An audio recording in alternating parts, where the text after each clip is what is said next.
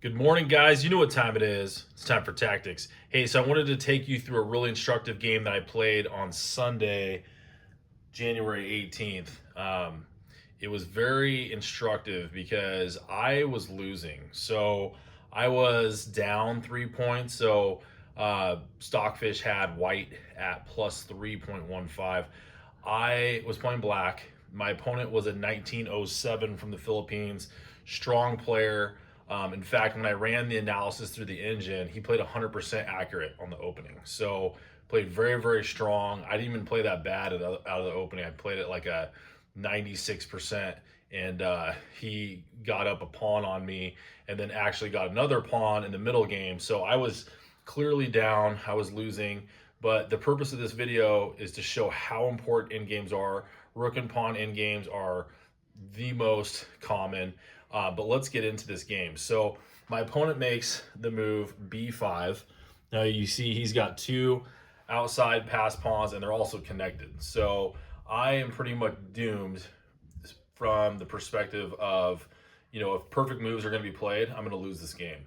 So I had to put on the tactical Trav thinking cap, and I'm like, how can I potentially, win this game? I mean, obviously my king is in opposition with his king. My pawn is in between it.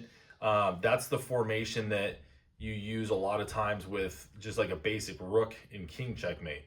So I was thinking, what if I bring my rook to the e file? I can check him on e2. Maybe I move rook to h2 and I can get behind him and just get off a very basic checkmate because he's going to be so preoccupied with his pawns that are here on the king side. And so after b5, which was an excellent move by my opponent, I played the move rook to e8. So like we had talked about, my plan was just to basically pull off some tricks to try to salvage this game, because if perfect moves are going to be played moving forward, I'm going to lose. So he plays a mistake. He plays b6. And this is common where you'll see somebody who's winning and they're so emotionally invested, they want to push the pawns. You hear the adage, a passed pawn must be pushed.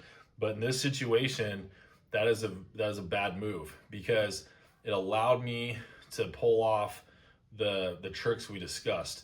So I went rook to e2 check, and he moves back to d1, and then I move rook to h2. So this is great for me, considering I'm down material. He's got the two outside pass pawns. I'm thinking, okay, king to c3 next, or king to e3, and then rook to h1 checkmate, right? So after I move rook to h2, he makes another mistake and moves rook to b4. And I think the reason he did this was because he's thinking that if he can move me off d4 onto, say, c3, he can probably follow that up with like rook to b3 check. And if I take back, king takes b3, because it looks, he'd be hanging his rook. He can push b7 and b8 and queen, and he can also escape out, say, king to d2 and maybe possibly e3. So basically, by drawing my king away, I can't cinch the checkmate between the rook and the king, but he's also going to queen with check on b8. So I think that's what he was planning with this rook to b4 check move. And I played king to c3. So I'm still threatening rook to h1 checkmate, and I'm also simultaneously attacking his rook. And I'm okay with this idea, because what I calculated was another way to checkmate him with pushing my pawn if he tries that move order. Because if rook to b3 check, king takes b3, and let's say he pushes b7, I can come back to c3 and then threaten rook to h1 checkmate. If after king takes b3 he can't move up. I mean, he can't move up with his king because my rook controls the second rank. So, I mean, there's not much he can do, but based on what he does will dictate how I respond. So he moved here, which is what we thought. Rook to b3 check. I took back. And now he pushes b7. And I come back to c3. And he thought he was fine because he can get away with king to e1. But this fails because even though I can't pull off the same type of checkmate that we were talking about with rook to h1, I can just push the pawn now. So after d2 check, he goes king d1. I move king to d3. And that's going to force the checkmate with rook to h1. It doesn't matter. I'm going to let him queen on b8. So I moved the pawn here with check, and he resigned.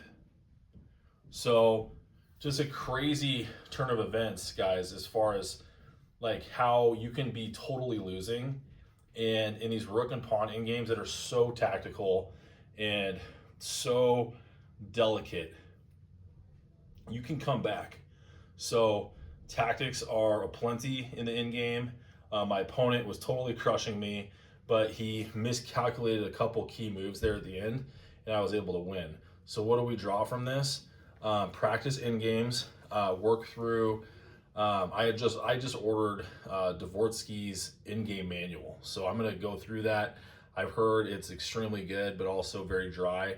But I don't care. I mean, I want to get the 2200, and I'm gonna do whatever it takes to get there. So anyway, guys, watch my in-game video. In-games are like a delicate flower because it's a really good basic compilation of a couple different ideas in the end game, and how like one inaccurate pawn move can cost you the game, and knowing how to draw a game will keep you from losing games too. So there's a lot of meat in that video. It's called In Games Like a Delicate Flower, and just go ahead and let this video roll into that. It will go right into it.